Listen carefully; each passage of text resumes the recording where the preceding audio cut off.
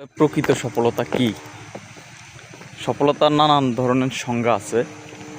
যেমন অনেকের কাছে কেউ পড়াশোনা করে মোটামুটি বয়স হয়েছে 15-20 বছর বা 22 বছর, যদি ইউরোপের কোনো একটা রাষ্ট্রে সে যেতে পারে, এটা একটা সফলতা অনেকের কাছে। আবার কেউ পড়াশোনা করছে, ভালো মানের একটা হ্যান্ডসাম স্যালারি চাকরি পাইছে, এটাও তার কাছে একটা সফলতা।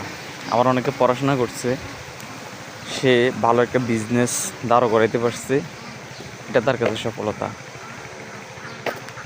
আবার অনেকে কোনোরকমভাবে হালাল পথে জীবিকা উপার্জন করে সে জীবনযাপন করতেছে, এটা তার কাছে সফলতা।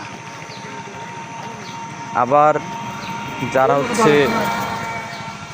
ধর্ম নিয়ে গবেষণা করে, ধর্মীয় অনুশাসন মেনে চলে বেশিরভাগ মানুষ, তাদের কাছে প্রকৃতপক্ষে সফলতা নিজের জীবনে যদি সুন্দরভাবে হালাল উপার্জন করে সৃষ্টিকর্তার কাছে পৌঁছাইতে পারে এবং পরকালের যে স্তর ওইটা যদি সুন্দরভাবে পার করতে পারে, ওইটা তার কাছে সফলতা।